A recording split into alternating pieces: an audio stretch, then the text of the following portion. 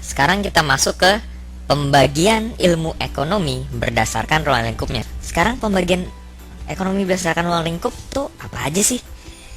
Pembagian ekonomi besar itu cuma ada dua. Yang pertama, ekonomi mikro. Kalau salah satunya mikro, satunya makro. Maksudnya ekonomi mikro makro ini apa sih? Ekonomi mikro, dari namanya aja ya, mikro, kecil, rinci berarti. Nah, berarti ekonomi mikro tuh ngebahas hal-hal yang kecil, hal bagian kecil dari suatu ekonomi. Sekarang pertanyaannya, bagian kecil dari suatu ekonomi itu apaan sih? Bagian kecil dari suatu ekonomi adalah para pelaku ekonomi. Ini adalah bagian kecil dari ekonomi. Apa sih tahu dong pelaku ekonomi itu siapa aja sih gitu? Produsen dan konsumen. Terus maksudnya apaan ekonomi mikro ngebahas produsen dan konsumen? Apa cuma maksudnya? Maksudnya adalah ekonomi mikro tuh membahas interaksi antara produsen dan konsumen. Terus membahas kenapa sih produsen ngambil pilihan ini, kenapa sih konsumen ngambil pilihan ini. Sekarang masalah ekonomi itu apa sih? Kebutuhan tidak terbatas, sedangkan alat untuk memuaskan kebutuhan terbatas. Sekarang kalau misalnya kita punya masalah kayak gini, produsen maunya gimana? Dapat laba yang setinggi-tingginya. Kenapa gitu? Karena alat pemuasnya terbatas, ya kan? Misalnya gini, ada penjual batu bara. Karena batu bara itu terbatas, ya jangan dijual murah dong. Nanti bisa habis nih batu baranya. Ya pasti dia jual ya dengan laba setinggi-tingginya, bukan dengan harga setinggi-tingginya ya. Kalau harga tinggi banget nanti nggak ada yang beli juga. Harga tinggi banget nggak ada konsumen yang mau beli. Itu juga bagian dari ekonomi mikro kan. Interaksi keduanya gitu. Terus kalau konsumen maunya puasnya maksimum ya kan.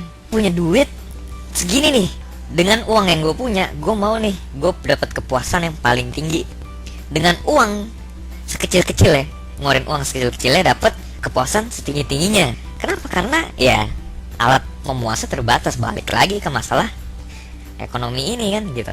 Sebenarnya inti dari segala intinya ekonomi mikro adalah ya interaksi antara produsen dan konsumen, termasuk pilihan-pilihan yang diambil oleh keduanya gitu.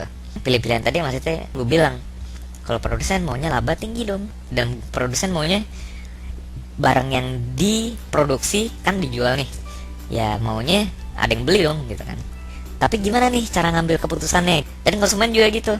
Dengan uang yang ada, gimana nih gue dapet kepuasan yang paling tinggi dengan mengeluarkan uang sekecil-kecilnya. Sebenarnya intinya itu sih ekonomi mikro. Sekarang masuk ke ekonomi makro. Makro besar, mikro kecil. Kecil ya maksudnya ya pelaku ekonomi doang. Sekarang makro, apa nih maksudnya? Ya membahas yang lebih besar secara keseluruhan.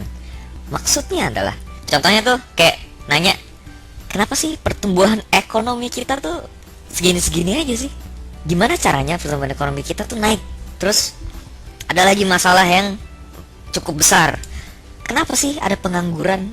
Kenapa sih harga-harga tuh naik terus? Ekonomi makro tuh ngebahas keseluruhan gitu, gede, negara. Lebih banyak, nggak cuma produsen konsumen doang. Apa sih akibatnya dari kalau misalnya gue memilih pilihan ini? Apa sih akibatnya kalau misalnya sejumlah orang memilih pilihan ini? Ya jadi ekonomi mikro itu cuman kayak bagian kecil kan, ya membahas produsen konsumen aja, titik. Sedangkan ekonomi makro tuh membahas produsen dan konsumen. Sebenarnya produsen konsumen juga sih, tapi lebih ke bagaimana sih dampaknya dari suatu kegiatan ekonomi ke masalah negara gitu. Jadi yang dilihat cakupannya tuh lebih luas. Masalah inflasi segala itu masuk ke makro gitu kan. Kalau inflasi kan bukan cuma masalah satu produsen atau satu konsumen doang kan,